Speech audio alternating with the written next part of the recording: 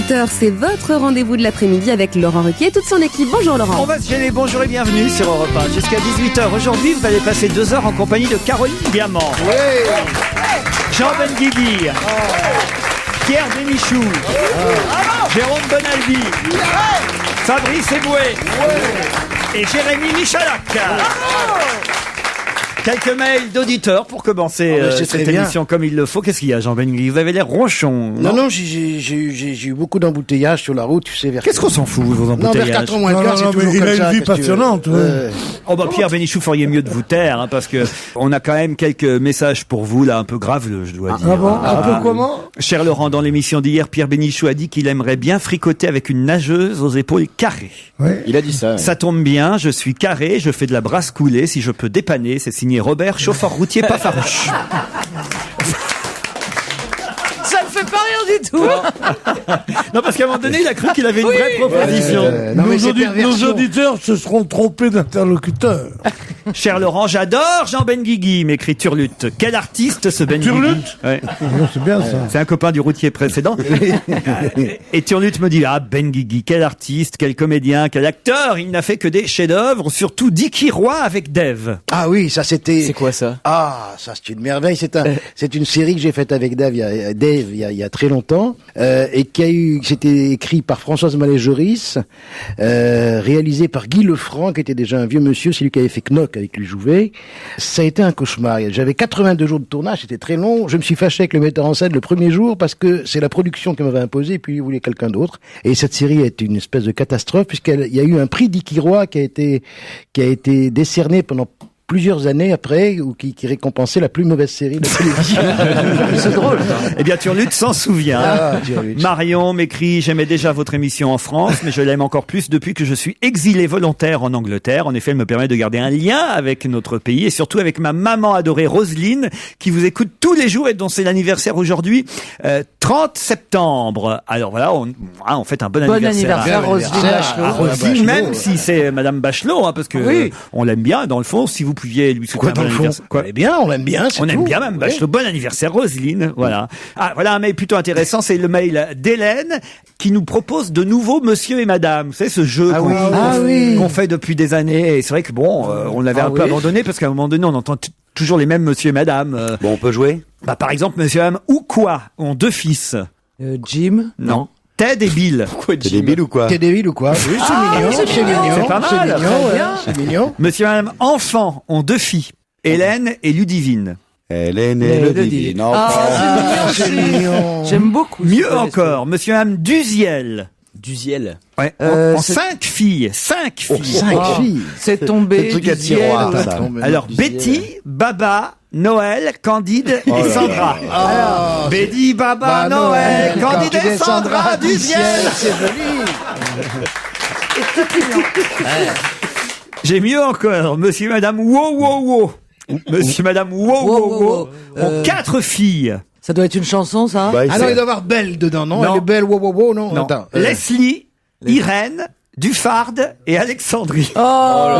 Leslie, Irène, Dufarde, Alexandrie. C'est très bonne. Ce sera la dernière. Monsieur et Madame Forme ont 3 fils. Jésus, Hans et Hubert. Jésus, Hans, Hubert, Forme. Elles sont bien, elles sont très bien. C'est toujours un jeu à dire avec l'accent allemand exclusivement. Moi, je suis sûr que ça aura fait rire Marie-Josée qui habite Frouville. Bonjour Marie-Josée. Bonjour. Ça vous plaît le jeu des prénoms? Oui, c'est pas mal, oui. Vous-même? Mais vous habitez Trouville ou Non, Frouville avec un F. Mais c'est où? Dans le Val d'Oise. Oui, dans le Vexin, en fait. Dans le Vexin. Ah, le Vexin. Que faites-vous dans le Vexin, Marie-Josée? Eh ben, je m'occupe de mes enfants. Combien? 2, 2 qui s'appellent Guillaume et Vincent. Guillaume et Vincent. Non, ça fait Non, il n'y a rien derrière. Turion, elle s'appelle Turion. Guillaume et Vincent Turion. Bon, enfin, Frouville, dans le Val d'Oise, contre Sydney, en Australie. Non. Si, je vous jure. Mais c'est une ville, ce type. Il s'appelle pas Sydney, il s'appelle Sébastien. Bonjour. Salut tout le monde. Vous êtes vraiment en Australie ou c'est des bobards? Non, je suis vraiment en Australie, là, il fait super beau. C'est C'est la fin Ce de qui la est fou, journée. c'est que la communication est meilleure que le mec qu'on avait hier à Paris, quoi. Mais c'est dingue. Même Frouville, on a du mal à joindre Frouville. Non, quand même pas. Qu'est-ce que vous faites en Australie? Je suis chercheur scientifique. Ah bah oui, dites donc, vous allez loin chercher, vous. Hein. Et vous trouvez des choses en Australie? Bah on essaye. Bon. On trouve les plages en tout cas. Et comment vous nous écoutez alors? Eh ben je vous écoute par podcast. En fait, je vous écoute tous les matins, donc j'écoute le jour d'après en fait. Et vous ennuyez pas trop là-bas en Australie? Ah non, c'est génial. Attendez. J'avais l'opportunité de partir. Non, c'est génial la vie ici. En plus, la vie, ils sont vachement plus cool. Enfin, la vie est très cool. On a le soleil. Ils ont la cote avec les filles, les Frenchies en Australie? Ah ouais, à mort. Ouais, l'accent, ça y fait pas mal. Ouais. Bon, bah Sébastien a l'air de bien s'amuser à Sydney. Ah ouais, non mais je vous conseille de venir si vous pouvez Mais on venir. va y aller, On arrive. On prend le premier avion. C'est une billet. Marie-Josée, attention, vous allez donc affronter un néo-australien. D'accord. La première question, la voici, mais c'est aussi les chroniqueurs qu'il va falloir griller de vitesse. Oh, vous avez vos chances parce que je suis allé quand même chercher une question pas facile.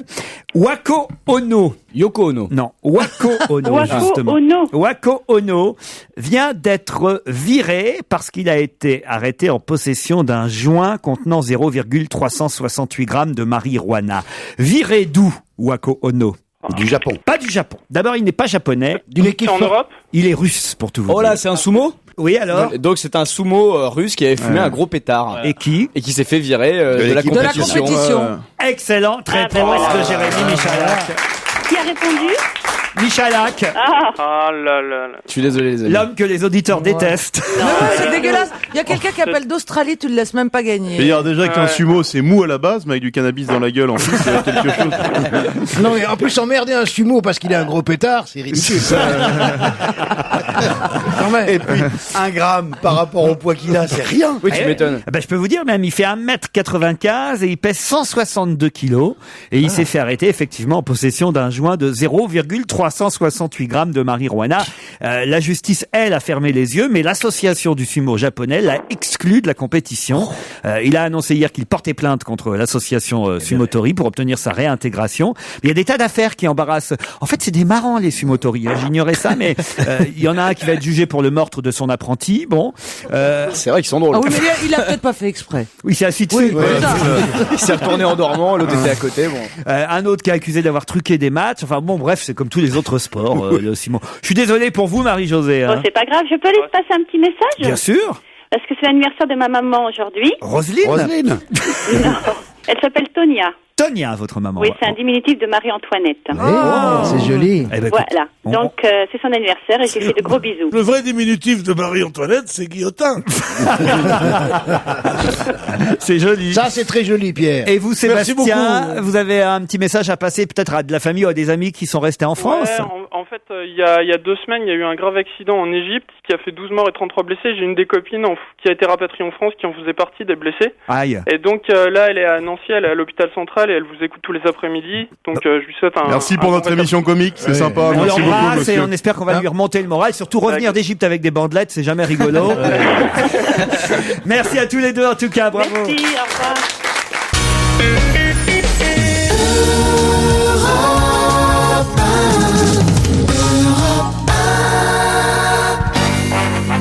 Il faut rester bien concentré parce que le quiz sur l'info continue, Laurent Ruquier. On va voir si vraiment vous avez bien lu les journaux Michalak, parce que vous commencez à énerver tout le monde, autant vous le Non, mais dire. c'est-à-dire que là, si l'auditeur précédent gagnait les bouquins avec les frais de port pour l'Australie, on coulait la baraque. Ah, c'est Donc il vrai. fallait intervenir. T'as vu là l'esprit boutique, il est formidable. Ah oui, c'est l'esprit maison, il est Il est bien. merveilleux. Monsieur Bompard l'aime beaucoup. Il fait faire, Il fait faire des économies. Grâce à moi, on est 6 autour de la table, tu vois ce que je veux dire. Il écrit des lettres. Ah, mais c'est bon pas. Il y a un monsieur qui a fumé dans le couloir l'autre jour. Ça peut devenir que de toi. Ouais. Hein la Les flics sont dénonciation arrivés. J'ai pas donné ton nom. Hein. Les flics sont venus chez moi cette nuit.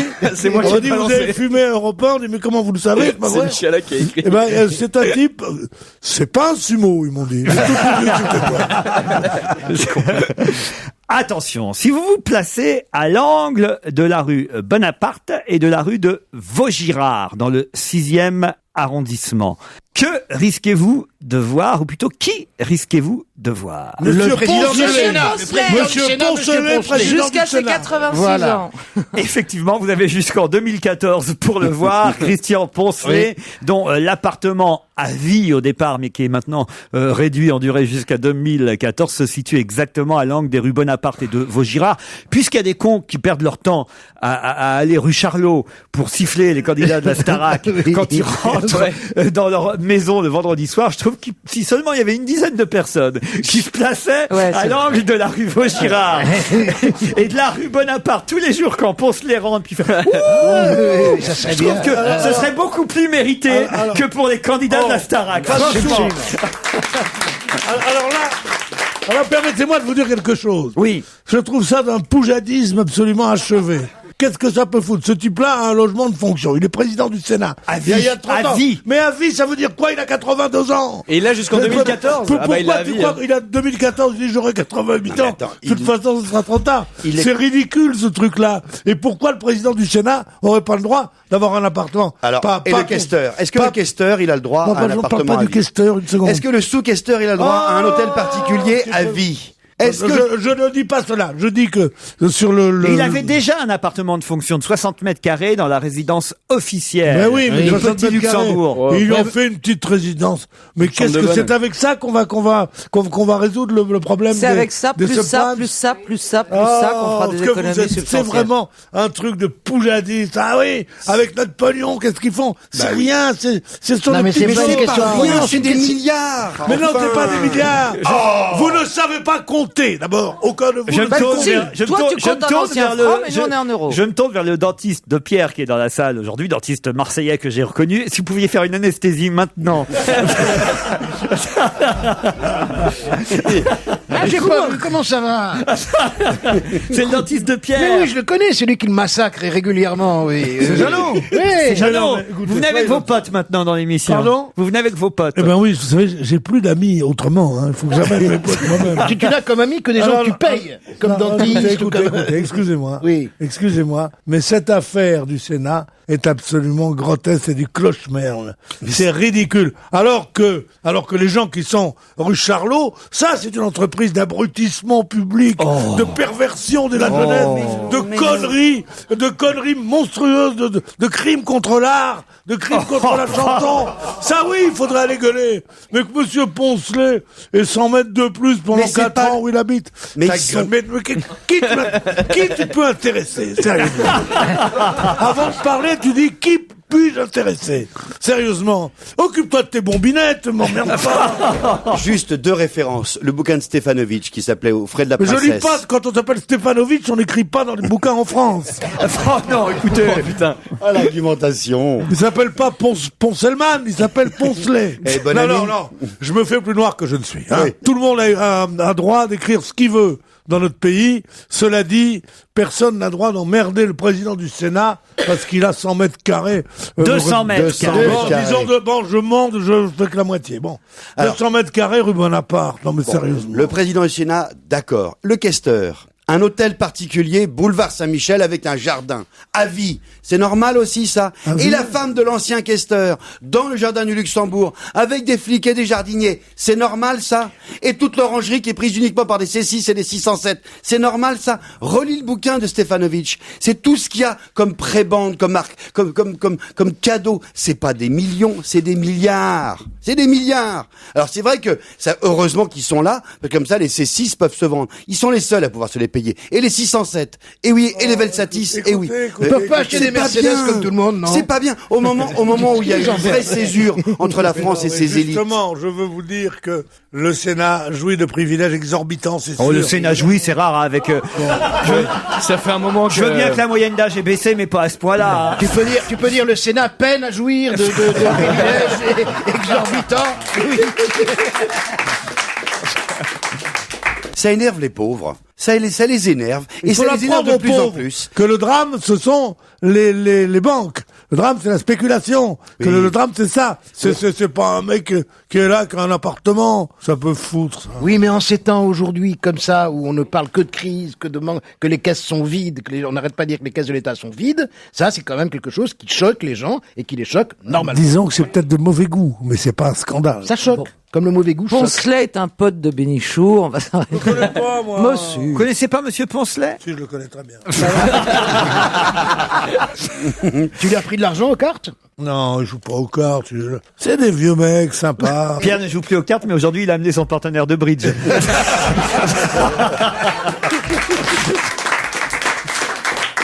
Jamie Lidl, chanteur anglais, rencontre un grand succès avec Another Day. C'est le dernier extrait de son album Jamie. Et Jamie Lidl, c'est une découverte Europe 1. On joue toujours avec l'actualité, Laurent Ruquier. Une nouvelle question. Monsieur Aleno. Madame. Non. Ça suffit maintenant. Monsieur Aleno a été désigné par 6000 personnes. Parmi ses prédécesseurs, on peut noter les noms de Monsieur Marx, par exemple, ou de Monsieur Trama. Que fait Monsieur Aleno? Il y a un blanc là. Que nous aurons au téléphone dans un instant. D'accord. Donc on c'est va un pas- contemporain. C'est un contemporain. Oui, bah oui, il est Ah, parce vivant. que Oui. il est- Non, parce que mais on Monsieur sait Marx, ça, il aurait pu être mort. Et à mon Non. avis, il est français, ce garçon. Il est Il a français. été nommé par une corporation. Oui, une corporation. Ça, Mais effectivement. il a le été métier, nommé pour là. Les faire dentistes. quelque chose. C'est le Dentiste, meilleur mais non, dent- le meilleur dentiste de France, il est là. Enfin, vous voyez, c'est le copain de Pierre. Enfin, comment il s'appelle déjà votre pote? Jeannot. Jeannot et Pierrot, putain, Docteur ça Jeannot. dégage. hein. Ah ouais, putain, l'équipe. Les deux voyous. Écoutez, vous avez d'autres sujets quand même tellement Alors passionnants, à savoir comment Monsieur Poncelet va dans sa salle de bain, c'est tellement plus intéressant que mon dentiste. Mon dentiste et moi, on emmerde le monde. Il a l'air beaucoup plus sympathique que toi. Il a l'air plus sympathique que moi. Ouais, mais il est pas terrible pour les dents. Hein. Oh, bah, écoutez, quoi. Ah, ça fait mal, là? Ah, mais c'est pour ça qu'il vous accompagne, en fait. Il est venu ce matin, il m'a dit non, vous êtes gentil. Il prend la parole maintenant. Mais ça va pas. Hein. Est-ce que je fais des plombages, moi? Alors, arrête. Non, mais parfois tu plombes. Allez, après le dentiste de Pierre, maintenant le proctologue de Bonaldi qui est avec nous. Bonjour monsieur. Monsieur Aleno, pendant ce temps-là, il attend au téléphone. Hein, alors, Monsieur Aleno, mais il a été succède- élu, c'est ça? Il succède à Marx. Karl Marx. il ne succède pas directement à Monsieur Marx, parce que Monsieur Marx, c'est en 2006 qu'il avait été désigné. Monsieur Trama, c'est en 2004. Est-ce que c'est un sommelier? Non, pas un sommelier, mais on se rapproche. Est-ce que c'est c'est une dans la profession de restauration. bouche? Une profession de Un bouche. pâtissier? Pas un pâtissier. Un dentiste, cuisinier un profession de bouche. Un cuisinier? cuisinier, Un certainement. restaurateur? Il a été élu. Mais il a été Meilleur cuisinier nommé de l'année, meilleur cuisinier de France. Meilleur cuisinier de France? Chef de l'année. Chef de l'année. Et alors, bah. à votre avis, c'est chef d'où? Le chef de... Aleno. Aleno, le chef du D'un Meurice. grand restaurant. Du Meurice. Le chef du Je Meurice. sais. Bonne réponse de Jean Benguigui.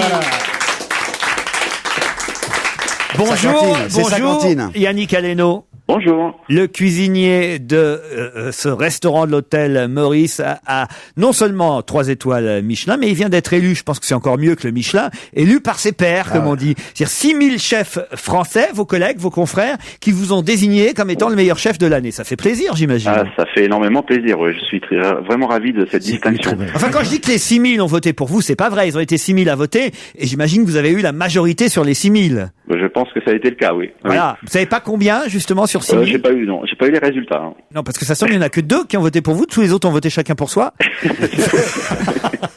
C'est comme, Bel c'est comme au César. Bel esprit de corporation. Non, mais c'est comme au César. Tu votes d'abord pour toi et puis après on verra. Quoi. Tu vois, oui. oui, toujours. Alors, mais ça veut dire que vous êtes obligé d'inviter tous les chefs à dîner chez vous pour qu'ils puissent savoir si vous êtes un bon chef?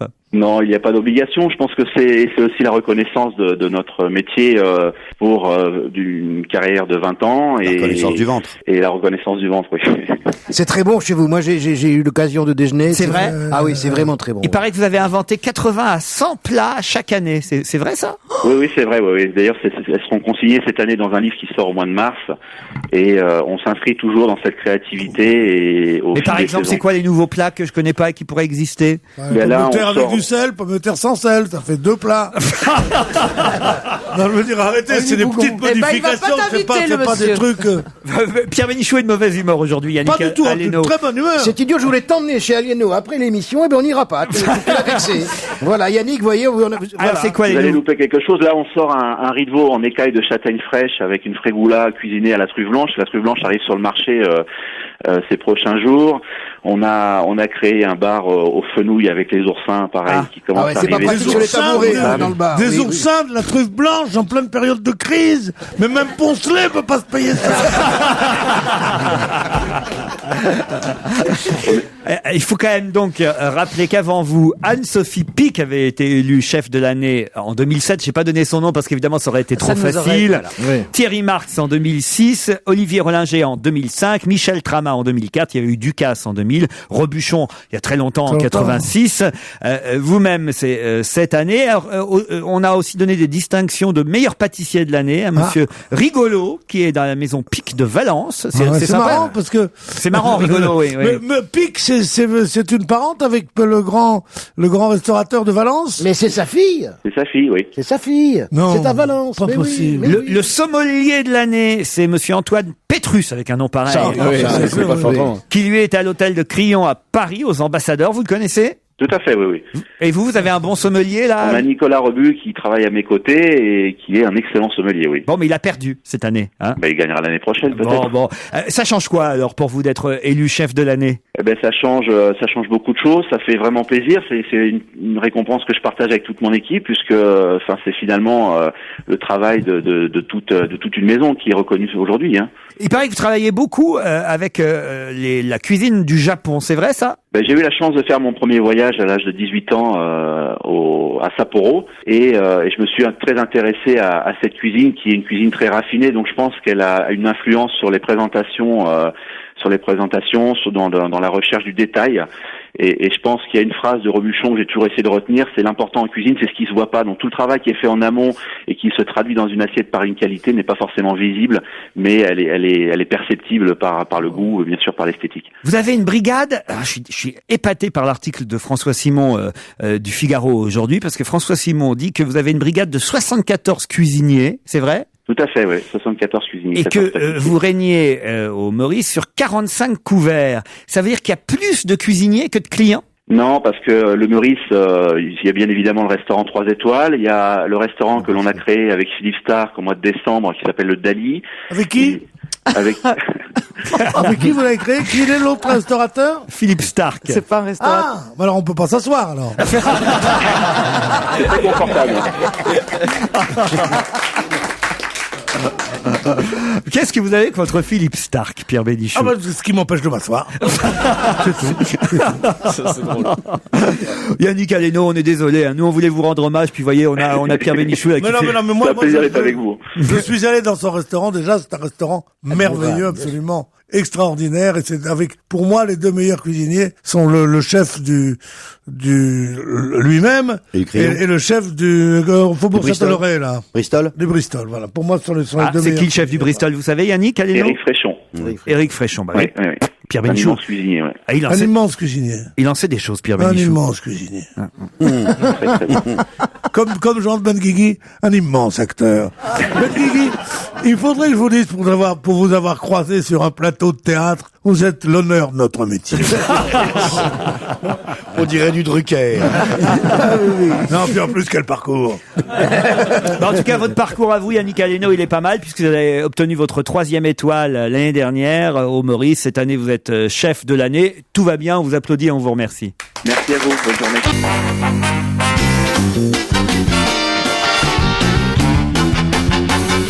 La marque Antique Batik, que vous connaissez peut-être, bénéficie dans les journaux d'une publicité assez énorme aujourd'hui. Pourquoi? La marque Antique Batik. Parce qu'ils ont une nouvelle égérie.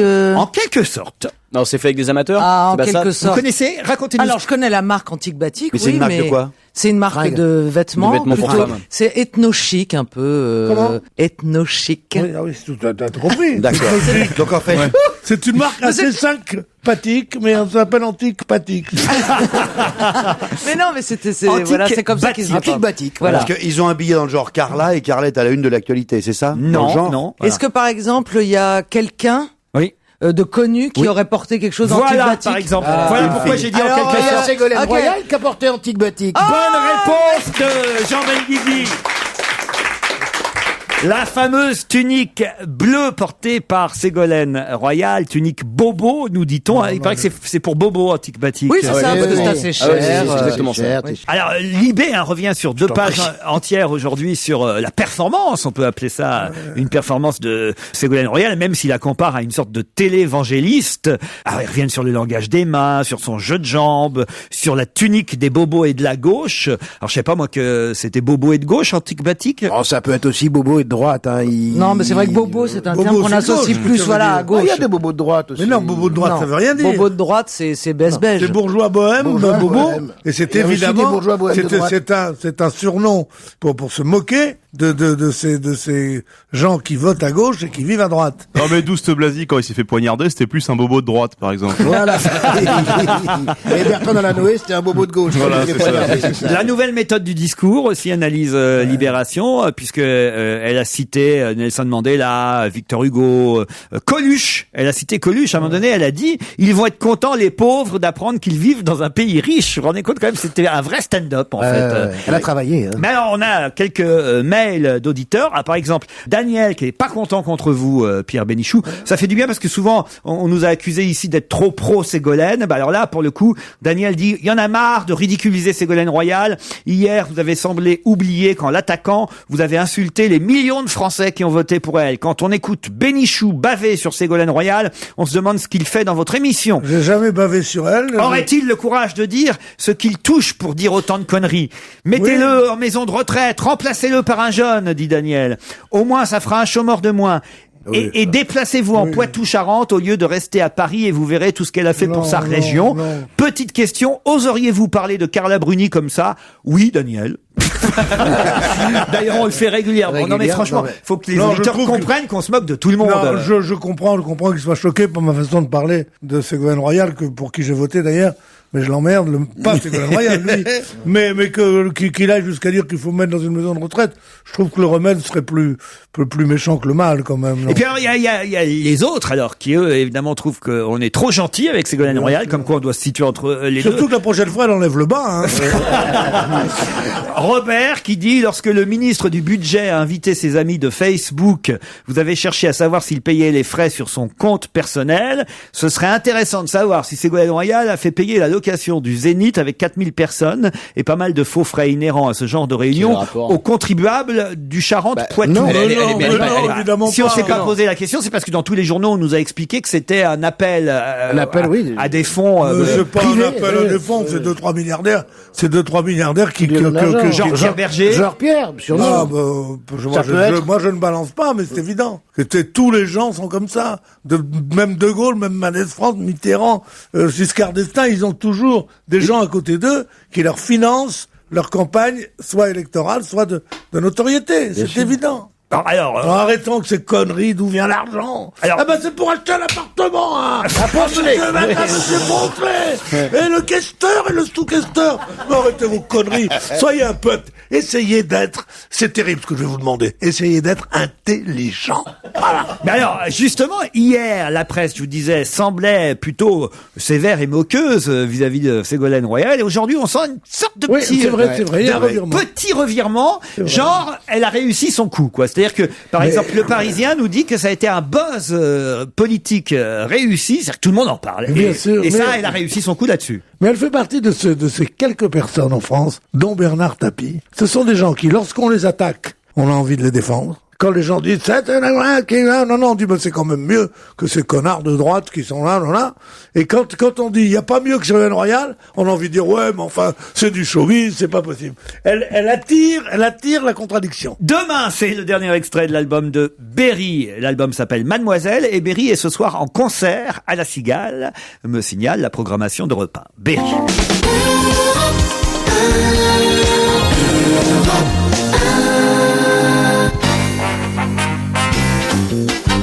Jusqu'à 17h, c'est évidemment, on va se gêner avec Laurent Ruquier. 50 50 candidats vont s'affronter devant un jury composé du directeur des programmes de W9, d'un producteur de musique, d'un chanteur. Ce jury choisira 10 artistes sur les 50 qui vont se présenter devant eux. Il y a un casting là qui est en train de démarrer. On peut s'inscrire. Mais quel genre d'émission et quel genre d'artistes vont se présenter pour cette émission qui sera diffusée sur la chaîne TNT W9. C'est la maison hantée? C'est comment ça, la maison hantée? C'est les maisons hantées, c'est en fait, ils font un casting de personnalités qui vont envoyer dans une fausse maison hantée, vivre comme dans un loft, mais avec des fantômes et des conneries. J'ai dit des artistes quand même. Ouais. C'est pas des chanteurs. Pour une fois, ce ne sont pas des chanteurs, ce sont des comédiens. Ce sont des chanteurs. Ah, ce sont des chanteurs. Des imitateurs? Non. Ah, c'est les chanteurs du métro. Les chanteurs du métro, il sait tout, il m'énerve. Bonne réponse de Michalak. Et effectivement, on savait que ça existait, ce casting pour la RATP. Ça fait plusieurs années qu'on en parle. Sauf que ça devient une émission de télévision. C'est malin. Antoine Nazo est au téléphone. Bonjour. Bonjour Laurent. Alors, vous êtes le directeur de casting de l'espace métro Accor, c'est bien ça? Voilà, exactement. On vous avait déjà eu au téléphone les années précédentes à propos de ce casting annuel qui permet à 350 chanteurs d'obtenir le fameux badge de la RATP qui les autorise à chanter dans les différentes stations. La nouveauté cette année, c'est que ça devient une émission de télé qui va s'appeler Station Musique, c'est ça? Exactement, Laurent. Bravo. Si vous voulez, bon, c'est vrai que chaque saison, en octobre et en avril, donc on fait passer plusieurs castings pour jouer dans le métro. Mais nouveauté cette année, certains des artistes, 10 au total, pourront se produire sur un prime en direct, donc avec la chaîne W9. Il y a que des Roumains ou il y a d'autres choses? Ah non, mais il n'y a pas que ça. Mais vous savez bien, les vrais artistes, il suffit d'aller dans le métro pour les voir.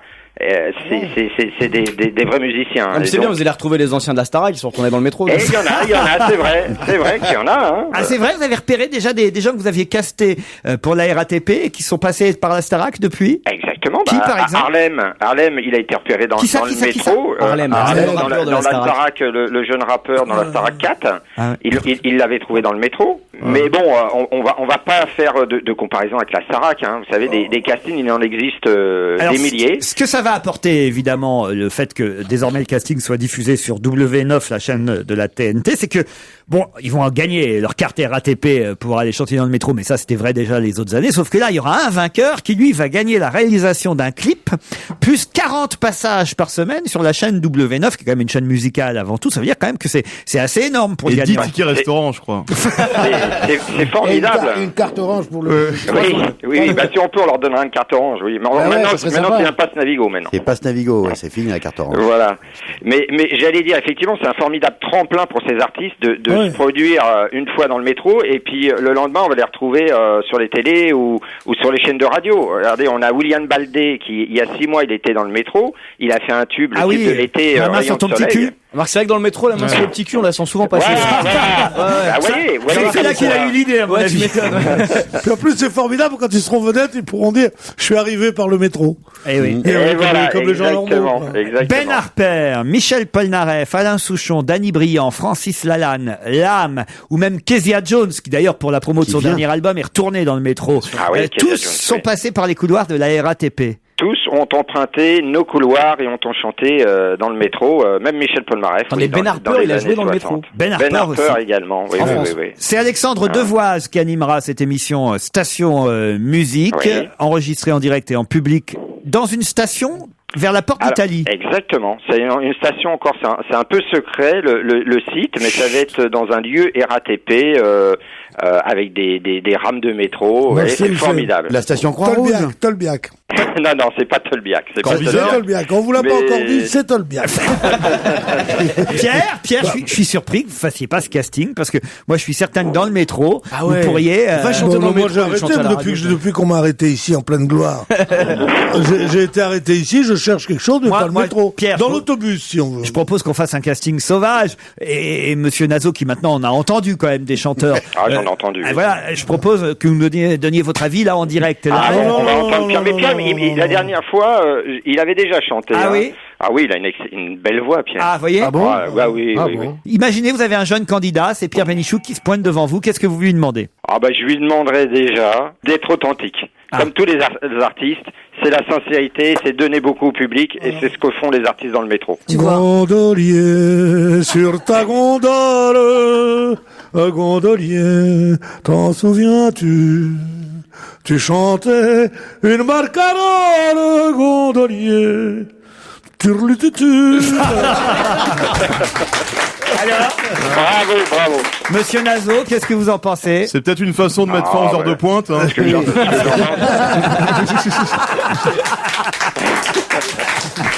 Non, mais très bien chanté. Nazo, t'as mordu le vibrato un peu ou quoi? T'as mordu le vibrato.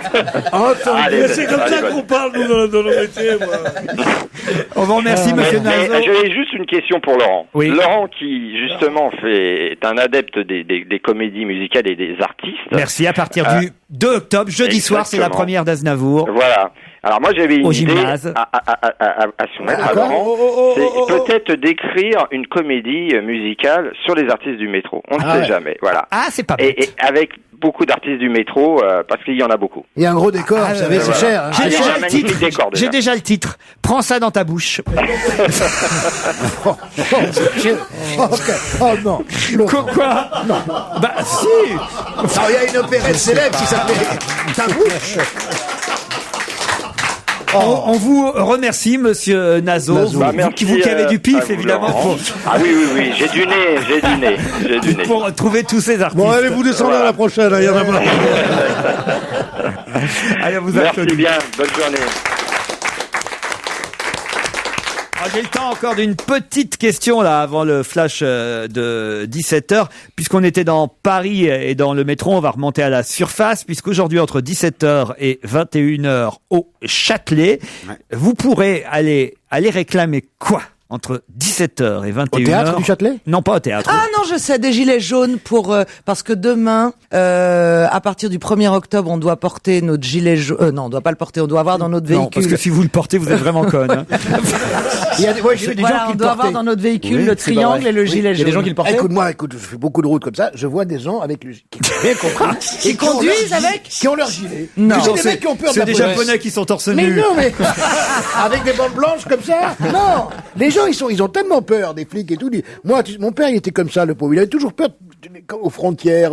Il voulait toujours être en règle. Mais mon père il aurait Mais bien vous fait ça. avez raison parce que dans le Parisien aujourd'hui, Aymeric Renou nous précise que ce n'est pas comme quoi s'il le précise, c'est qu'il y a des gens qui le font, que c'est pas obligatoire de l'avoir sur le siège avant parce qu'il y a des gens ils l'ont même mis à la place, vous savez, du petit truc à boule que les taxis avaient avant. Il y a avant. des mecs qui ont mis ça devant le volant, c'est con, ils voient rien. Faut l'avoir à portée de main. Non mais il faut le laisser dans la voiture contrairement aux enfants, c'est ça qu'il faut dire aux gens.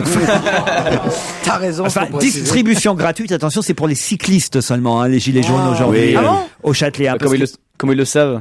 Faut venir avec votre vélo. Ah oui, c'est ça, c'est en fonction, on donne ton gilet si quand vous t'as venez ton vélo. avec votre vélo, vous avez le droit au gilet fluo distribué. C'est MMA, hein, une compagnie d'assurance qui organise cette petite campagne. Si elle vit encore à cette heure-ci, hein, on ne sait jamais. Comment ça, si elle vit encore? Ces compagnies d'assurance ont beaucoup de mal en ce moment. Ah oui, c'est vrai. Les compagnies d'assurance sont très menacées, ainsi que les banques.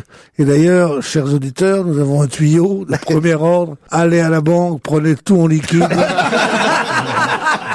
Prenez tout en liquide et rentrez chez vous en passant par le jardin du Luxembourg. J'ai mis 3-4 copains là-bas, on va se faire vous croyez pas si bien dire, Jérémy, vous avez vu quelqu'un hier à la banque? Oui, j'étais à la banque hier, j'ai vu un mec qui a retiré un papy qui est venu, qui a retiré toutes ses économies. Mais bien sûr, il y en a beaucoup. Je voudrais vider mon compte. Non, mais c'est pas de la folie, le faites pas. Non, mais ne le faites pas. Faut pas céder à la panique. C'est comme ça que. Faut pas céder à la panique. Moi, je dis toujours, ne cédez pas à la panique, mais moi, je prends mon oseille.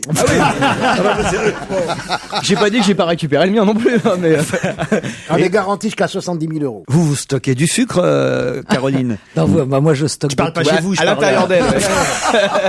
Du sucre. Elle est prête à hiberner, c'est bon.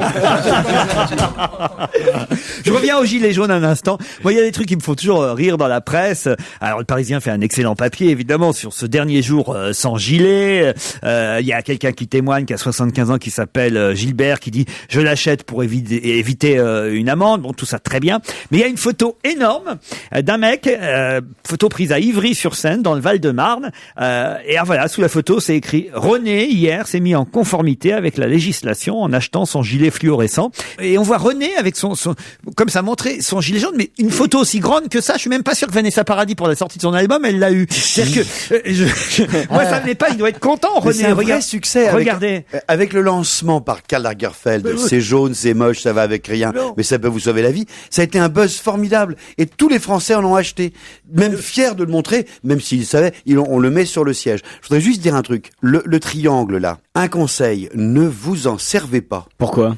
Je vous rappelle que sur l'autoroute, en particulier sur l'autoroute, on dit que, mais Faut mettre à 30 mètres. Mais on dit, surtout quand vous êtes, ne sortez pas d'autoroute. Le temps que tu fasses les 30 mètres pour aller poser le triangle, c'est là que tu te fais. Voilà. Et combien ça fait 30 mètres quand une voiture roule à 120 km/h? Ça fait 0,4 secondes. C'est-à-dire que si tu mets 50 mètres, ça fait à peine 3 secondes. Oui, mais t'as déjà le gilet. Oui. Donc il te voit. Non mais il faut mettre le warning. Hein. Faut pas oublier de continuer avec le warning. Oui, mais il y a plein d'accidents. Moi, j'ai fait teindre en rouge. J'ai fait teindre en rouge le triangle de ma copine exhibitionniste. Et donc, dès que j'ai un accident, je lui dis sors et fais 30 mètres. Peut-être que le mec peut confondre sa chatte avec un tunnel et rentrer dedans. C'est délicat. Comment vous connaissez mes copines, vous? Allez, on se retrouve après les infos.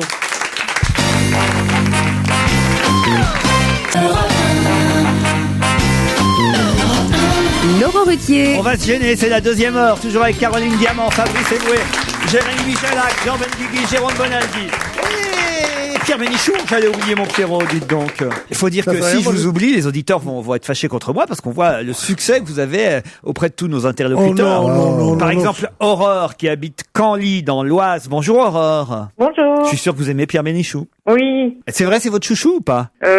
Non. J'aime bien, mais j'aime beaucoup Philippe Gueluc. Ah, c'est plus Philippe Gueluc. Philippe Gueluc, il est mort il y a longtemps. Pas pareil, Philippe Gueluc. C'est un type qui dessinait des chiens, c'est ça? Oui. Un Suisse qui dessinait des chiens. Des chiens avec des griffes et des moustaches. Qu'est-ce que vous faites dans la vie, Aurore? Donc, je travaille dans une vente par correspondance. Vente par correspondance, La Redoute, les Trois Suisses? Non, plutôt des livres. Des livres? Quoi? Oui. France Loisirs? Non, La Procure. La quoi? Ah, le truc cadeau, la procure, voilà. c'est bien. Des livres chrétiens, c'est bien. La procure, Voilà. oui. Ma très chère sœur, vous allez affronter Alexis de Lille. Bonjour Alexis. Bonjour Laurent, bonjour tout le monde. Qu'est-ce que vous faites vous dans la vie? Alors, je suis en deuxième année de licence économie et gestion. Mais qui va nous dire qu'est-ce qu'on fait avec notre argent d'ici demain. Vous êtes mal barré si vous comptez sur moi, alors là... Vous êtes lillois ou vous êtes seulement à Lille pour vos études? J'habite une ville voisine de Lille, ça s'appelle L'Homme. L'Homme? Vous habitez L'Homme? Ça m'étonne pas. Oui. Moi aussi. C'est joli, moi j'aimerais bien habiter L'Homme. Et on peut être dans L'Homme sans être PD? J'en étais sûr, j'y attendais. Ah non, écoutez, franchement... Alors vraiment, on sait même pas encore s'il a gagné ou perdu. Vous êtes en tout cas Alexis opposé à Aurore, et est-ce que Bonjour, vous Aurore. voilà, dites-vous bonjour, Bonjour. embrassez-vous, tout va bien entre vous, hein, il faut être Oui. fair play.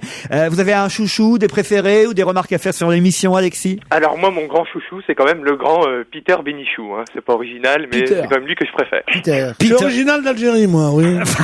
Et vous-même, vous êtes... Peter Bénichou, eh bien, écoutez, Peter Bénichou et les autres vont essayer d'aller plus vite que vous pour répondre à cette question qui vient. Pas si simple, cette question, mais vous allez certainement trouver le point commun qu'il y a entre Nicolas Vaud, qui est actuellement au théâtre et qui joue dans Elle t'attend, José Paul, qui joue dans une autre pièce au Tristan Bernard qui s'appelle Sans mentir, et encore un autre comédien, Jacques Legré, qui joue la cantatrice chauve à la Huchette. Quel est le point commun entre ces trois comédiens? Ils ont joué tous les trois le même rôle? Non. Non. Ils ont eu le même professeur. Non. Ils ont le même âge. élève. C'est un point commun actuel, en ce moment, dans les pièces dans lesquelles ils jouent. Ils sont mis en scène par la même personne? Non. Il joue un homme de droite? Non. Le rôle d'un homme de... Vous voyez, trois pièces différentes. Une pièce qui s'appelle Elle t'attend, qui se joue à la Madeleine avec Laetitia Casta.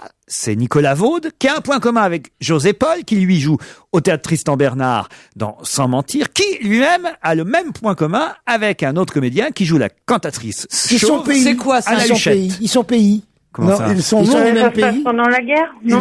ils sont non-voyants. Non, non, non. Ils ont une caractéristique physique. C'est pas un point commun que les trois comédiens. C'est les personnages qui ont des points Oh, communs. Et c'est les personnages ont le même nom. C'est dans le rôle qu'ils jouent Ah, ensemble. ils sont assis cocus sur tous les de la trois. guerre. Ils sont cocus tous les trois. Ils sont cocus tous les trois, non. Ils sont reviennent de assis la sur un guerre. banc. Qu'est-ce que vous dites? Ils reviennent de la guerre? Non, ils reviennent pas de la guerre. Il s'appelle Monsieur Smith. Non. Pas idiot. Bah, dans la Ah, cantatrice. ah, cause de la c'est pas cantatrice idiot. chauve. Oui, c'est pas idiot, ça. Je l'ai joué, moi, Mr. Smith. Ah oui. Qu'est-ce que t'étais bien.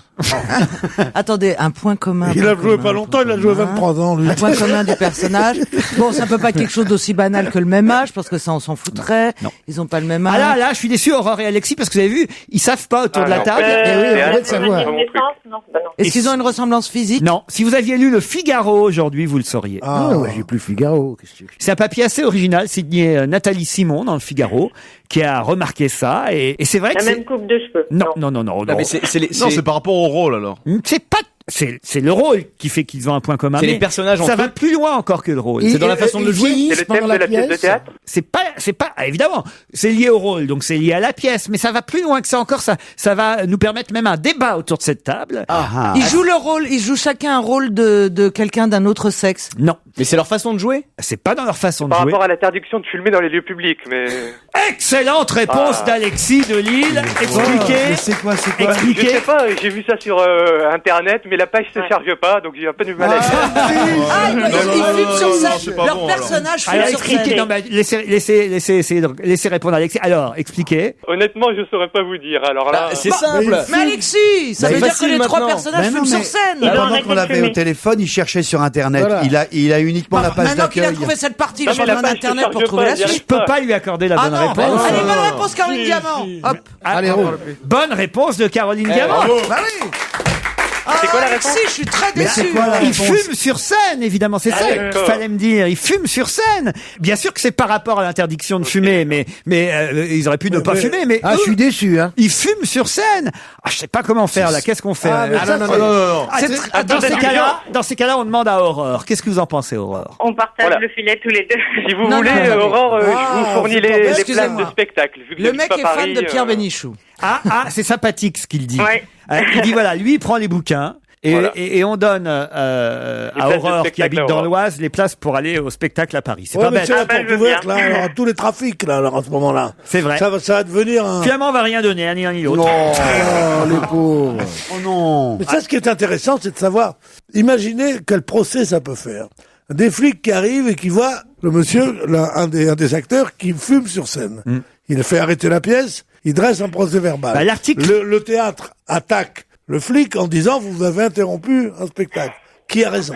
L'article du Figaro nous dit que la loi française n'est pas explicite pour les comédiens qui fument sur Voilà, scène. Voilà, et effectivement, c'est le cas de Nicolas Vaud et même de Laetitia Casta dans la pièce Elle t'attend, c'est le cas de José Paul dans Sans mentir, c'est le cas du comédien qui joue dans La cantatrice chauve, qui fume la pipe, lui. Et c'est vrai qu'il y a une absence de législation pour les Et moi, comédiens. ça m'est arrivé l'an dernier quand je jouais le chanteur de Mexico Châtelet, où je fumais des cigarettes sur des, et même je fumais un pétard, enfin un faux pétard, j'allumais.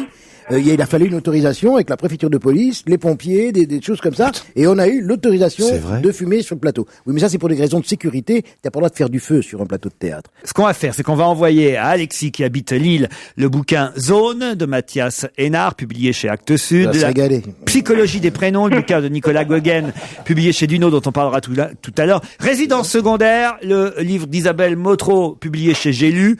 Et on envoie des places pour Fabrice Eboué et des places pour Je me voyais déjà à Aurore, qui habite l'Oise et qui pourra venir plus facilement sur Paris. Ça vous va Merci comme ça? beaucoup. C'est parfait. Oui, très C'est bien, parce qu'on n'a merci. pas eu de gagnant hier et Ouais. qu'on n'en a pas eu à 16h, hein, mais que ça ne se renouvelle pas, ça. Ouais. C'est vraiment gentil. Hein. Allez, on vous Ouais. embrasse Merci tous les beaucoup, deux. et merci Alexis.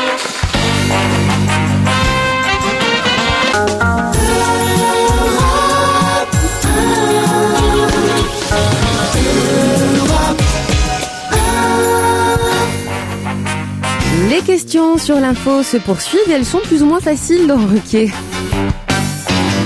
Que s'est-il passé il y a quelques jours au-dessus de Toussus-le-Noble? Oh, mais ça, c'est bravo. c'est un Cessna C'est avec deux Fillon, avions. les deux avions Deux qu'on fait avions, rentrer voilà. dedans. Celui de Fillon et puis un Cessna de l'aéroclub de Toussus-le-Noble. Bonne À 400 mètres réponse, d'altitude. bonne réponse de Jean Benguigui, le roi des Yvelines.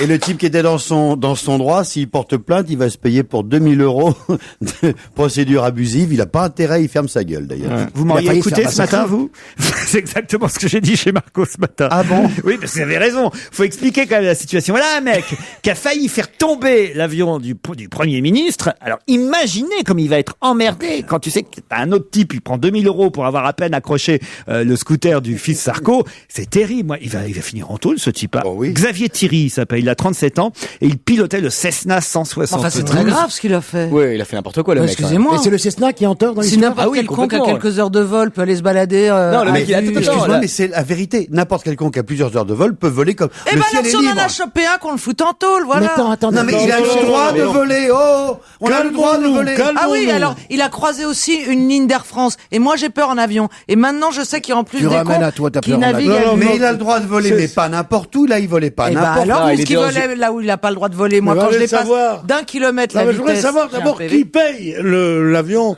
du C'est Premier Monsieur ministre. Poncelet. Non, Il a un parce que Falcon est-ce qu'il a à vie. un avion à vie?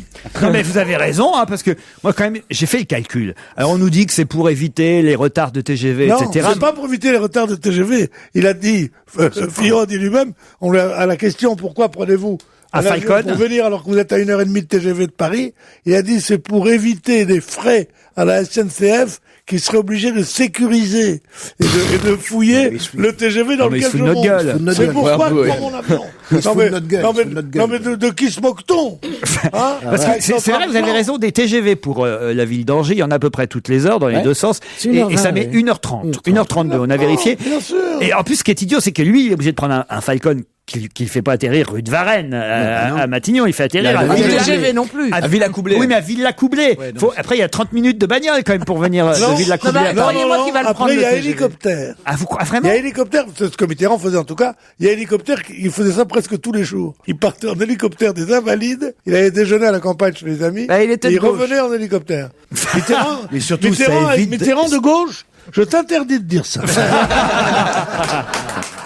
Non, mais surtout, ça évite d'être en contact avec les vrais gens. Avec le TGV, tu arrives dans une vraie gare avec des vrais gens. Non, Et ça, plus, tout peut arriver, là. Non, tu mais vois, des maintenant, gens il va qui le peuvent te prendre. Non, mais le parler. Cessna était vraiment en tort ou pas? Oui, le mec avait enfin la radio ne fonctionnait pas, donc déjà je pense pas que ça soit autorisé de voler sans avoir la radio qui Ouais, fonctionne. depuis Titanic, Il on était- sait qu'il faut la laisser allumer. Voilà, il était pas dans une zone autorisée pour les vols de particuliers comme ça. Je suis pas sûr. J'en Ah suis pas d'accord, sûr. ah, bah, je comprends. Ah, mais alors c'est net. Non, Parce mais que s'il le était en Cessna approche, va tu dis n'importe quoi. Le Cessna va à 250 à l'heure et l'autre va à 900 à l'heure. On a le droit de voler normalement en France. Il y a évidemment les zones interdites dans le style les approches des gros aéroports. Les Mais zones tu peux militaires, prendre etc. un avion et ce qu'on appelle le vol aux instruments. T'as pas besoin d'IFR, t'as pas besoin d'un Ah radar. oui, bah T'es parle-moi en à dessous. John John. T'es en T'as le dessous vol à d'une vue, certaine t'as besoin de rien. altitude, cet endroit en Tu gros peux à 400 voler un mètres. peu, quoi. Tu peux voler un pneu par-ci, un bidon d'essence par-là, mais de là, Jérôme- voler un avion. Et voilà, il va être Jérôme, poursuivi pendant pour le- vol aggravé.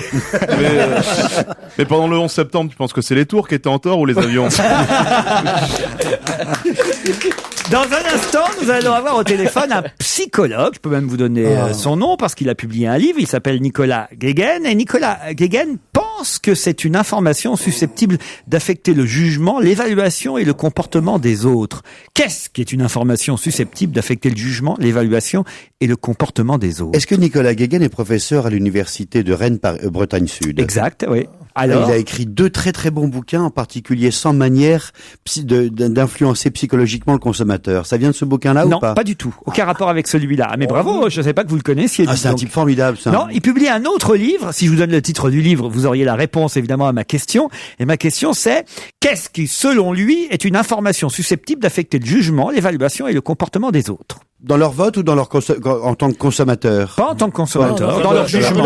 la relation humaine. Dans comme leur ça, tout relation simplement. humaine. Le parfum? Non, pas le La parfum. musique? Pas la musique. Quelle musique? Je sais pas, tu mets de la musique. Bah, c'est lui qui racontait dans un supermarché. La couleur tu mets des du yeux. vin italien, du vin français. La tu mets taille. une musique italienne, les gens. La taille. Non, pas la taille. Le prénom. Le prénom. Bonne réponse de Jérémy Michalak. Nicolas Guéguen est au téléphone, bonjour. Bonjour. Alors, j'y crois pas trop à votre histoire. Vous avez fait tout un livre là-dessus sur la psychologie des prénoms. Le fait qu'on s'appelle Laurent ou Caroline, ça a une influence sur ma vie? Alors Laurent et Caroline, je dirais pas parce que c'est des prénoms conventionnels, Parce mais que c'est des prénoms de merde alors. Non, mais on a remarqué par exemple qu'à l'école, toutes les Sophies étaient des salopes. Putain, c'est vrai ça. Non, mais c'est vrai, par exemple. C'est vrai. Ma plutôt sœur ça. s'appelle Sophie. Bah, je suis désolé pour ta sœur, mais Bon, on a bon. tous sauté. C'est pas Non, mais impossible. alors, Zidane, il donne un coup de tête pour moins que ça.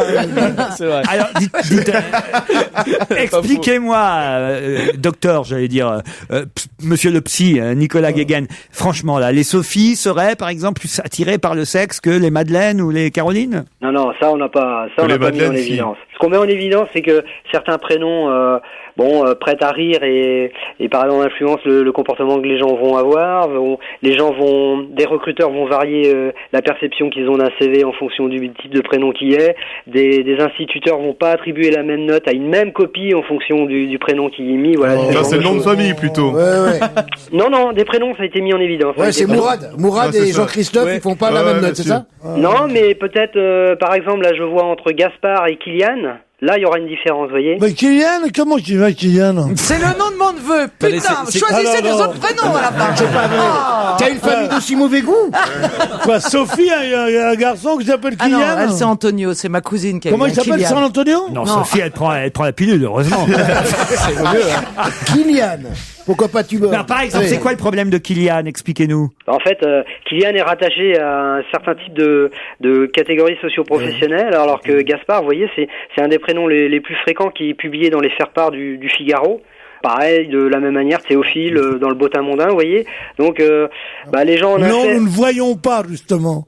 Voilà. Nous voudrions que vous expliquiez, parce que ça m'a l'air de la plus vieux truc du monde. Tous les Maurice sont sympathiques. Et vous savez que si vous appelez Robert, vous aurez mal aux jambes l'année prochaine. Mais c'est des trucs, enfin, monsieur, vous faites Non. tout un livre là-dessus. Eh oui.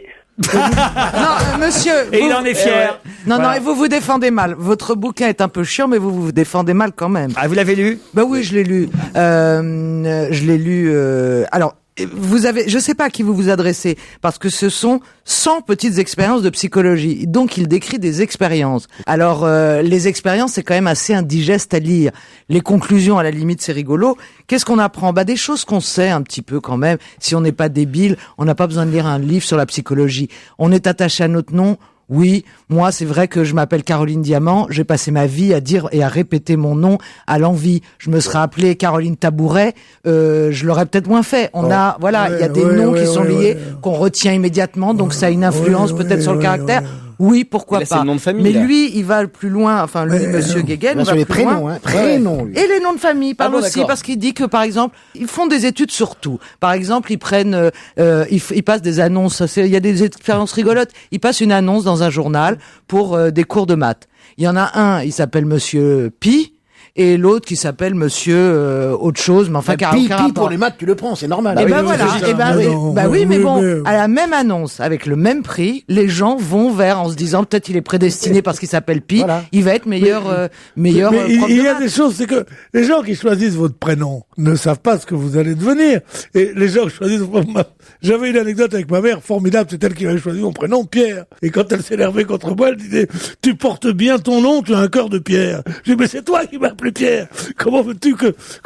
Tu comprends ce que je veux dire? Mais ce Est-ce que vous me suivez? Mais ce que dit Gaga, Non, c'est mais si vous intéressant. ne suivez pas, si vous Ça, ne suivez pas, vous c'est êtes à très rentrer chez éclairant, vous. Pierre, c'est très Ce que éclairant. dit Guéguen, c'est que le papa et la maman choisissant ce Le prénom papa et la maman. Moi, je préfère les deux, alors. Mon fils. projettent déjà dans le prénom la psychologie qu'ils vont, et ça influence le gamin. Bon. Il faut se méfier Qu'est-ce que entre... vous en pensez, vous, alors? Moi, je pense qu'il faut se méfier des causes et des conséquences, de la causalité. Voilà. Exemple, moi, je prends l'un des prénoms les plus communs en 2007, dans le top 50 des prénoms les plus donnés, c'est Clara. Alors, Ah non, à non, vous- non, oh, à vous écouter, Oh, ma petite fille s'appelle Clara, et crois-moi, elle est la seule de tout son palier, elle eh s'appelle bien, Clara. eh bien, Pierre, votre Clara a plus de chances de devenir chauffagiste, commerçante Ça, c'est pratique. ou conductrice de travaux. Ça, c'est pratique. Clara, Ouais. Alors, le ma problème, c'est que- petite fille, conductrice de travaux, chauffagiste. ouais. Non, mais Elle non, va mais non. aimer. Non, mais- non, mais- non, mais vous rêvez C'est des dans beaux votre- métiers. Bien sûr. Quoi, casse pas Vous contre rêvez les dans votre chauffagistes. banlieue, mon fils. Clara va aimer le chocolat, les crevettes et les cacahuètes. Oui, Ça, mais c'est explique vrai. pourquoi, Ça, parce qu'il putain, paraît qu'on aime bien les Ça, produits. c'est vrai, alors. Elle adore Quand le tu chocolat. commences par C. C'est fou. Et hein. les crevettes Exactement. aussi. C'est aussi con Cacahuètes, que elle a ça. jamais goûté. Exactement. Oh, c'est C'est bien. idiot. Et elle fou, va hein. dire, C'est imparable. et dès qu'elle pourra parler, elle dira caca. Parce que Quel disait caca. Oh. C'est incroyable, c'est imparable comme démonstration. La psychologie des prénoms, c'est le titre de votre ouvrage, publié chez Duno. On vous remercie, monsieur.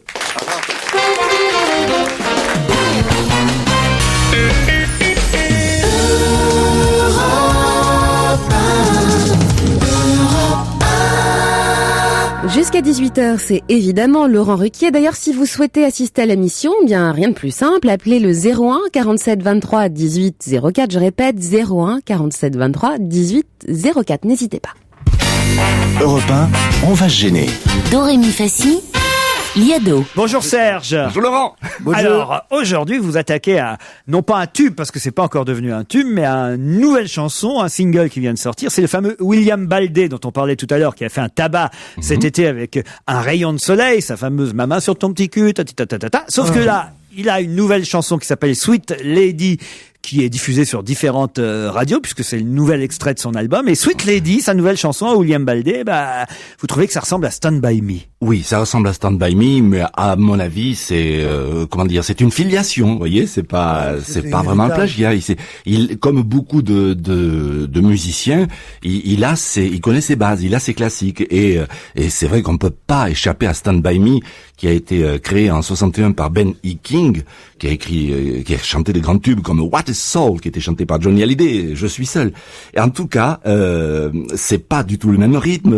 William Baldé, c'est un reggae, l'autre c'est un rhythm and blues, et on peut arriver à les superposer en filigrane et même à faire un petit duo final. On va vérifier ce que vous nous dites là avec Stand By Me, donc, et Sweet Lady, le nouveau tube, peut-être pas encore, mais en tout cas le nouvel extrait de William Baldé. Tout ce que tu veux, tu l'auras. Le reste n'est qu'un détail. Rien ne vaut ton charme.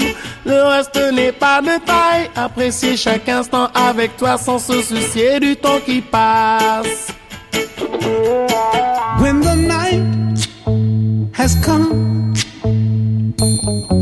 and the land is dark and the moon is the only light we'll see. Profitez de chaque moment, car on ne vit qu'une fois. La richesse est éphémère, mais l'amour a ses lois. Tout arrive à point nommé si l'amour reste ton unique foi. And darling, darling, stand by me. Oh, stand by me. Oh, stand now. Stand by me. Stand by. Prendrai tout de vous. Et bon comme les mauvais côtés, tout au fond de moi, tu sais, je suis accroché. Y'a que toi, juste toi, rien que toi, you make me feel so nice. Pour que tu le saches, j'ai besoin de toi, you're my sweet lady. Ça nous permet en tout cas de réécouter Stand By Me, ce qui est toujours un plaisir, Serge, vous voyez. Oui, l'autre aussi est une belle chanson. Je sais, la ressemblance n'est pas flagrante au début. Mais progressivement, oui, d'ici 2-3 jours, vous verrez ça. D'ici 3-4 ans, ça sera dans l'autre temps. Vous allez vous attaquer aux Corses, ça c'est pas bien, Serge, mais en même temps, vous avez lu comme tout le monde aujourd'hui dans la presse qu'hier, un couple de retraités continentaux avaient été bâillonnés et ligotés par des hommes en cagoule, je crois 75 ans le couple, et ils ont ensuite les cagoulés, plastiqué leur maison à ce couple de retraités. Que fait la police ? À cause de la crise économique, dans le bâtiment c'est la panique. L'explosion immobilière c'est foutu, à part encore sous ça continue. Et boum, toute l'île est en plein boom. Pendant la sieste un boom, y a pas à dire, ça réveille. Et boum, ça réduit d'un seul boom en cendre un living room qu'on avait repeint la veille. Quand des retraités se font plastiquer, on se contente d'une note de service. Mais quand c'est le jardin de Clavier qui est visité, on limoge le chef de la police. Boum, là-bas dans le maquis, on ne sait peut-être pas qui sont les ennemis de ces gens, oui. Mais en tout cas, je vous le dis, on sait au moins de qui ils ne sont pas les amis. Boum. Ça c'est joli. C'est joli.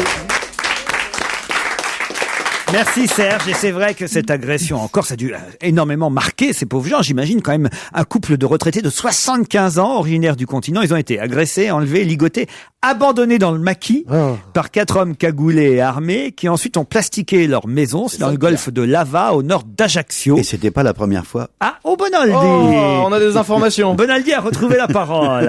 Comment se fait-il? Eh ben, il paraît que déjà, il s'était fait sauter la baraque. Mais pourquoi? Ils avaient eu une mauvaise parole ou quelque chose? Peut-être qu'ils n'avaient pas choisi le bon jardinier. Non mais sérieusement, Jérôme. Le problème, c'est la privatisation du littoral. Il y a des gens qui arrivent, qui ont beaucoup d'argent. Ça fait et 34 qui ans qu'ils sont là. privatisent les routes. Non. Il y a des gens qui privatisent les routes. Et tu ne peux pas, alors que tu es corse, il y a un chemin de douanier, c'est vrai, mais il faut, ah tiens, excusez-moi monsieur, oui, je peux passer. Ah, j'avais mis une barrière, excusez-moi. Enfin, c'est un peu comme en Sardaigne, on n'a pas bétonné comme au Portugal, mais on a privatisé le littoral. Il y a des endroits qui sont des ghettos pour riches, dans lesquels tu ne peux pas rentrer. Oui, officiellement tu peux, mais pas en voiture.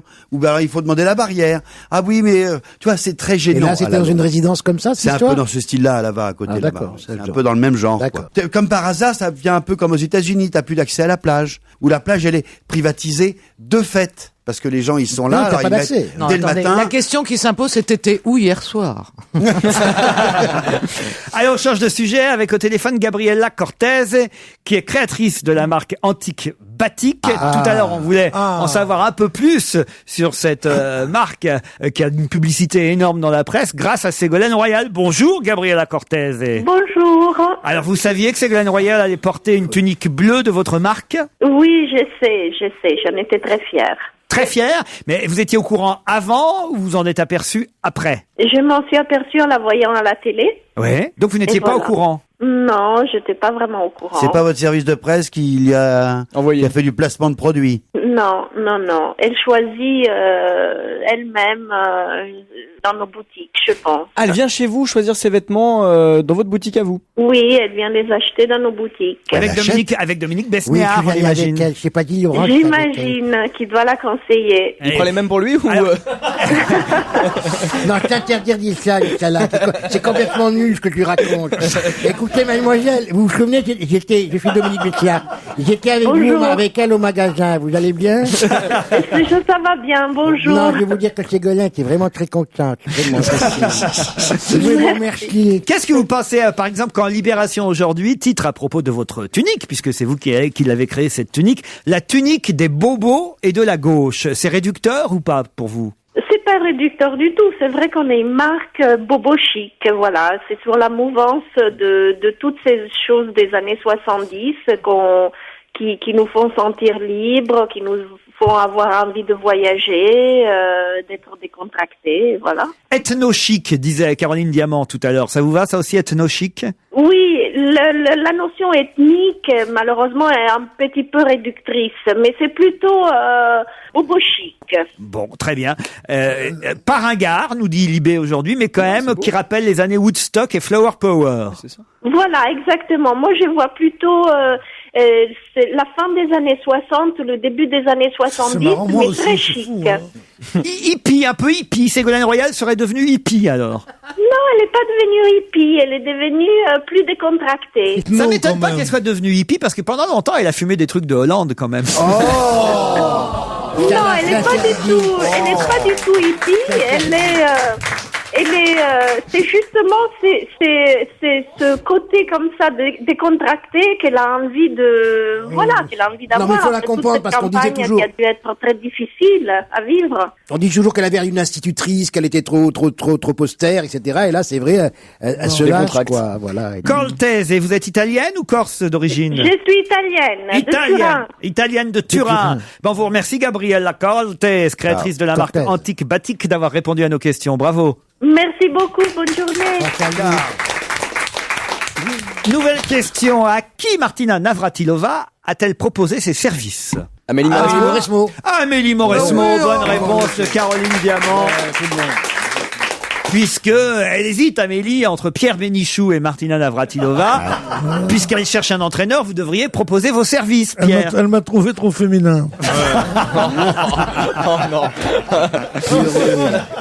Elle lâche son entraîneur. Ça faisait 6 ans qu'elle était avec cet Courteau, entraîneur, avec Courteau. Moi, je trop court. savais pas que ça faisait 6 ans, mais quand même, grâce à lui, elle a quand même obtenu, enfin, grâce à lui. Elle est peut-être que numéro 1 mondial sous Courteau. Voilà, 2 titres du Grand Chelem. Sous Courteau. Australia Open et Wimbledon en 2006. Sauf que là, pour la première fois depuis 99, cette année, Mauresmo n'a obtenu aucun titre. Voilà pourquoi elle a avec Navratilova sur gazon, ça devrait bien se passer. Non, ça, on l'a faite il y a 6 ans, celle-là, et on a été interdit de la faire.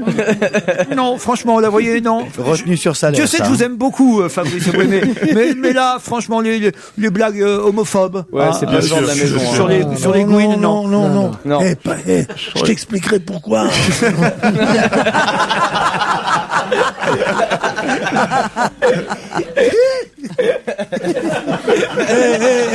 Je t'ai rien dit. Mais qui sont cons. Tiens, Pierre, est-ce que vous étiez à la manif hier dans le 7e arrondissement avec Monique Amoros, que nous aurons au téléphone dans un instant. Monique Amoros manifestait avec qui? C'est les esthéticiennes dont on a parlé hier. Avec les esthéticiennes. Bonne réponse. On en a parlé hier.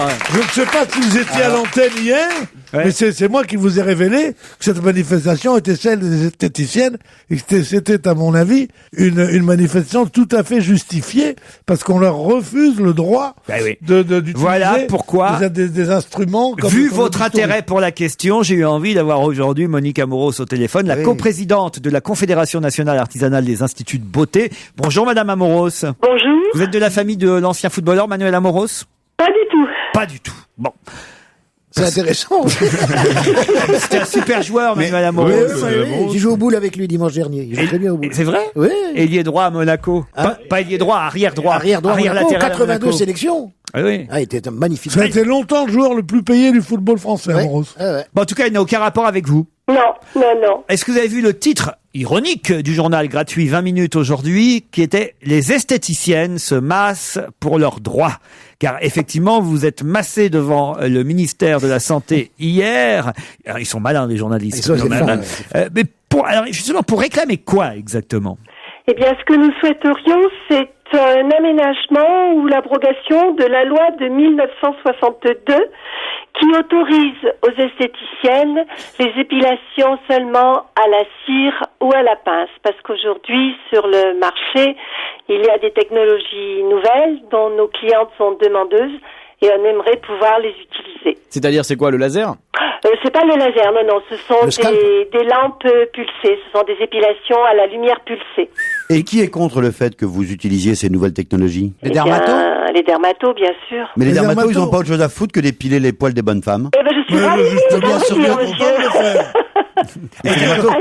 Les dermatos, c'est des médecins. Ils ont fait des années d'études.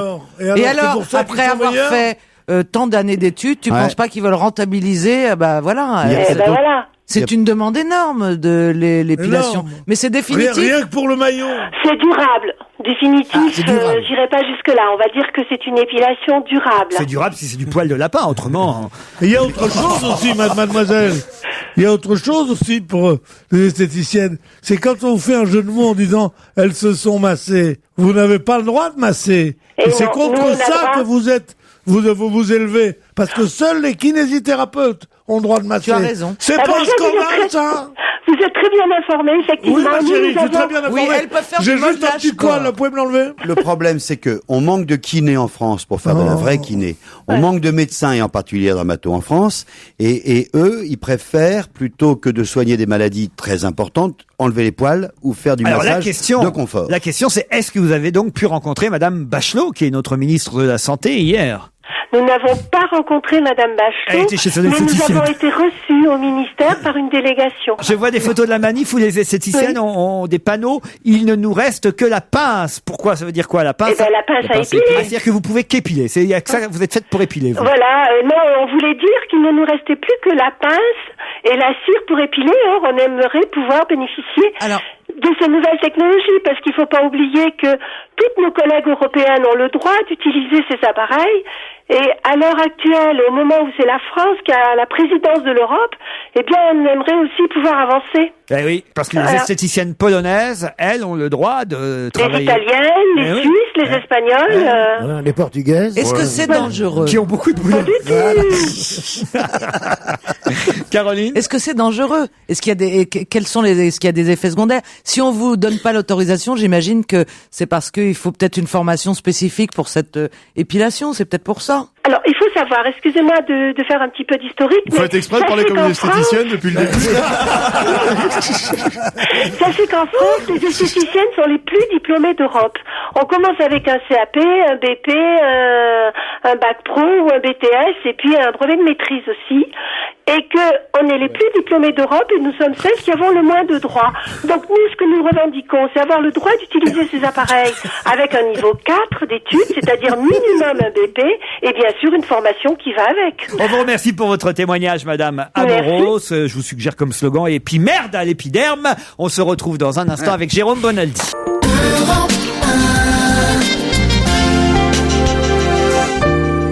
Et c'est le dernier rendez-vous de l'après-midi, Laurent Ruquier.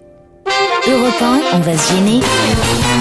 Quoi de neuf, Jérôme? Bonaldi, alors, quoi de neuf? Un petit boîtier noir, électronique, pas plus grand qu'un paquet de cigarettes, un petit peu plus petit, vous voyez, que le genre Marlboro. Et c'est un GPS, c'est-à-dire que il y a pas la carte qui est dessus, il y a pas un gros écran, parce que ça coûte pas très très cher.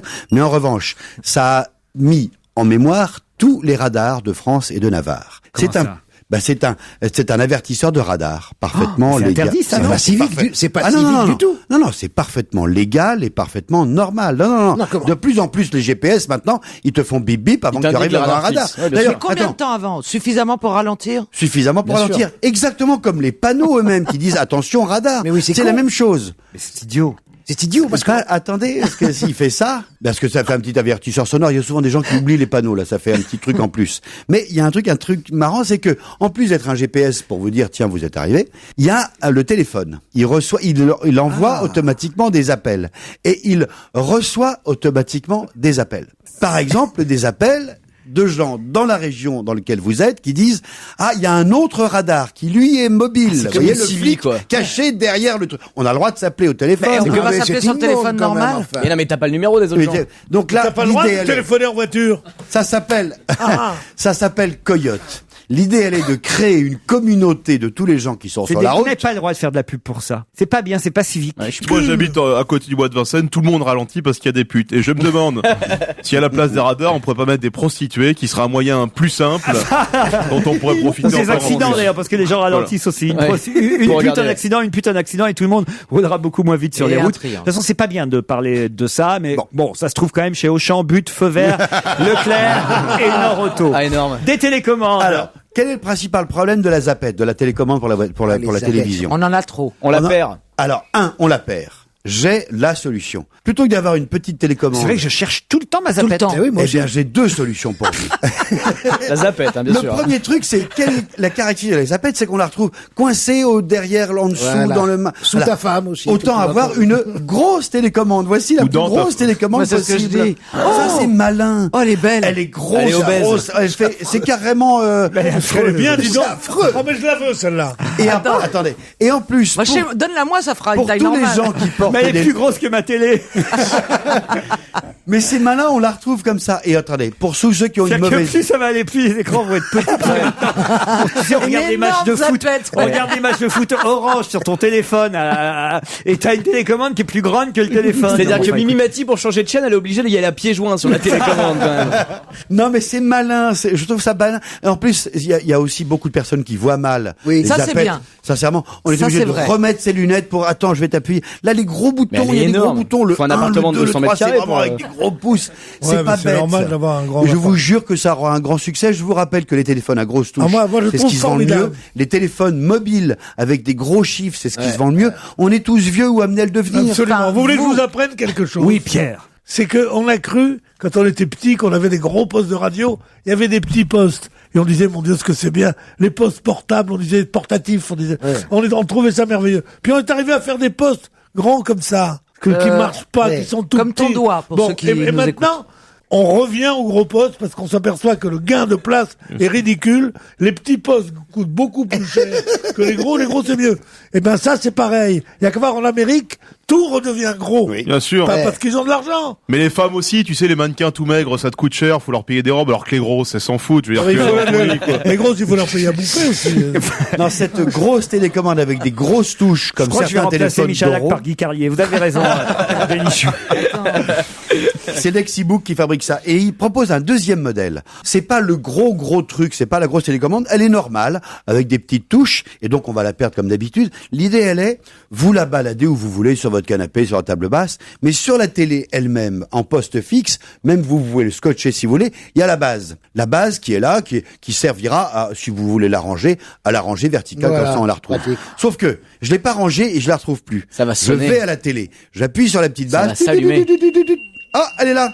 La voilà. Oh, je l'ai pas rangé, je la trouve. Elle est là. Oh, Et ça, après, c'est je la pas- retrouve. non, ça, c'est pas mal. Et avec C'est un bien, petit ça. truc en plus, dans le noir, ça s'allume en rouge. Oh, magnifique. Ça, c'est mais elle est excitant. trop petite celle-là. Alors, elle Ah non, est mais ça, normale. c'est bien. Ça, elle c'est est tu veux une normale. grosse qui s'allume en Simplement, plus. sur ta télé ou à un endroit où tu veux, t'as le truc et après tu t'amuses Mais à ça la marche retrouver. sur toutes les télés, c'est ça le C'est problème. universel, ça? Alors, elles sont, comment est-ce qu'on appelle ça? Vous savez, elles ont en mémoire Compatibles. toutes les télés possibles et imaginables. Je crois qu'il y a 13 000. Universel, ça s'appelle universel. Ouais, Donc, c'est quasiment universel. Tu me la C'est donnes, la universel. grosse? Ah, moi, la grosse, je la voudrais, moi. On parle pas comme ça de Caroline. Oh, Oh, depuis le temps passe qu'il pas la veut. grosse. Oh, Non, non, j'adore. c'est... Non, Non, non, non. il a déjà promis. Un Ben oui, lanceur d'avion maintenant, Jérôme Bonaldi. Alors oui, j'ai demandé à nos chers collègues de fabriquer des avions en papier. Et tout le monde a fabriqué Ah, des c'est avions. ça qui foutait rien pendant l'émission Michalak et Eboué aujourd'hui. Alors, il Vous faisait, avez entendu, c'est vrai, oui. il faisait Voilà. des avions On en peut pas papier. tout faire. Dans le genre totalement inutile, donc rigoureusement indispensable. Pendant que Caroline faisait sa cocotte comme d'habitude. Voilà un petit jeu, ça coûte moins de 20 €. C'est fabriqué par des Belges alors que c'est marqué en anglais. Ça s'appelle Electronic Plane Launcher. C'est un lanceur d'avions en papier électrique. Mais évidemment, les avions papier sont pas fournis. Il y a que le Alors, lanceur. non, vous faites alors. Non, en fait, c'est un petit kit pour les enfants pour s'amuser à monter un truc. Il y a 2 petits moteurs, 2 soucoupes, 2 petites rondelles. Les moteurs tournent relativement vite. Montre-nous que ça marche. Ça sert rigoureusement à rien. Non, ça sert à lancer les avions en papier, quand Oui, même. et en plus, ça les lance mal. Bon, Ah, ça les lance mal. Oui, oui. Ah, c'est super. Je mets en marche les 2 petits moteurs électriques. Attention. 2 petites glissières. Attention, l'avion de Félix, de Monsieur Eboué. Hop! L'avion, il est parti à 2 cm. L'avion C'est tout pourri. Il l'aura envoyé 10 fois plus loin avec Parce la qu'il main. est mal Croyez construit, pas à peut-être. son truc. Attends, essaye Attends, avec le essaye mien. avec le tien. Essaye avec le mien. Tu fais attention, il y a François Mais tu Fillon à vois, l'intérieur. Au moins, on Eh. s'amuse bien, tu vois, ça sert à rien et on se marre. C'est rigolo, c'est juste pour monter un tout petit truc. Et plutôt que de monter... Attention. Ouais! Ça dépend du fuselage. Ça dépend de la construction de l'avion. Il a aussi. atterri à Villacoublay celui-là aussi, tiens. Vous seriez venu l'autre jour à l'émission, on s'est marré, alors là. Et on s'est jeté des avions. Qu'est-ce qu'il avait fait, Bonaldi? Une cocotte. Tout le monde croyait que c'était un avion. Alors forcément, la cocotte, ça vole Mais pas. non, mais c'est avec des petits Non, jouets mais non. comme ça qui coûtent pas trop cher, qui sont un peu de Mais montage bien sûr, électrique, mais d'électricité, bien sûr. que ça forme des vocations. Le type qui va acheter ça à son fils, peut-être qu'il viendra un jour polytechnicien, ingénieur du corps des mines. Ouais. Bien sûr. Ou engagé dans Al-Qaïda, mais ça c'est un autre problème. Non, non, mais c'est rigolo, ça Non, change ça du petit mange pas de mécano moi, je suis habituel. ingénieur du corps Et des quitte à mines, faire moi. un truc qui sert à rien, autant faire un truc qui sert vraiment à rien, sauf à lancer des avions en papier. Voilà. Mais ça C'est un se peu de trouve dans le poésie. commerce, ça. Ça se trouve dans le commerce chez tous les bons marchands de jouets et même dans les maisons de la presse. Parfait. Dis-moi, les piles sont pas fournies? Non. Avec la Ça télécommande. fait rien, j'achèterai. Il a déjà embarqué la télécommande. Il peut pas. On a le temps. C'est toi qui la veux, mais c'est moi qui l'ai volé. La grosse télécommande, vous demandez monsieur et madame Lexibook, puisqu'on est libre ici de citer les marques. Lexibook qui fait les 2 télécommandes, voilà. On a le temps d'une dernière question avant 18h. Monsieur Jürgen Klinsmann est un homme qui a quelques soucis en ce moment. Et on parlera encore de lui énormément ce soir. Oui, c'est l'entraîneur du Bayern de Munich. Bonne réponse. Oh, ça, de j'allais Jean dire qu'il Benguigui. est allemand. Et c'est quoi son problème? Mais il affronte Lyon. C'est que le Bayern Lyon, a ce soir. quelques soucis dans son championnat, dans la Bundesliga. Ils sont à la 9e place. Les Bavarois ne sont plus aussi bons qu'avant. Ouais, ils ont perdu leurs 2 ou 3 derniers matchs. Je crois ils ont eu Il faut dire que Ribéry était blessé. Ouais, et Ribéry rentre ce soir. Voilà, parce qu'on a un joueur français qui fait la joie et les victoires du Bayern de Munich. Qui a été désigné meilleur joueur du championnat allemand l'an dernier. Et ce soir, ce joueur français Ribéry va jouer contre nos Français lyonnais. Oui, c'est bien. Contre son pote Benzema. Je savais pas qu'ils étaient copains, Benzema et Ribéry. Ah bon, moi. Benzema, il est copain avec quelqu'un? Ouais. J'aimerais jouer avec Franck en club, dit Benzema. Ils s'entendent bien pour jouer. Alors, est-ce que ça veut dire qu'il veut que Ribéry vienne à Lyon, ou est-ce que ça veut dire que lui veut aller au Bayern de Munich? À mon avis, je m'y connais pas en foot, il veut aller au Bayern de Munich et prendre un gros chèque avec le transfert. Le président Aulas a 3 fois Aulas. Oui, exactement. a dit qu'il lâcherait pas Benzema à moins de 100 millions d'euros. Ah oui? Oh, bon, on va se cotiser. Hein, ouais. Pour le Bayern, à votre bunker, messieurs, dames. Ça, c'est très drôle. Vous regarderez le match, alors, ce soir? Bayern de... Non, c'est un beau match, quand même. Là, quand même. Ah, c'est un beau match. Bayern de Munich, Lyon, là. Moi, je vais aller le regarder chez Benichou, il a une super télécommande. Bien sûr, mais je regarderai surtout demain soir Marseille. Demain soir, on regarde Marseille, Jeannot, hein. Avec son... Jeannot, il dormait. Mais il dormait bien. Moi, j'aime bien quand Pierre amène un pote, parce que c'est le pote qui dort. D'habitude, c'est Pierre. Chacun son tour. Sur deux qui est merveilleuse. C'est un bon duo. Je ne dors pas chaque fois. Oh. Non, pas du tout, Pierrot. Mais là, ça va être l'heure maintenant de la sieste. De toute façon, pour vous, il est bientôt 18h. On se retrouve demain à 16h. À demain, c'était Laurent Ruquier. Retrouvez toute Europe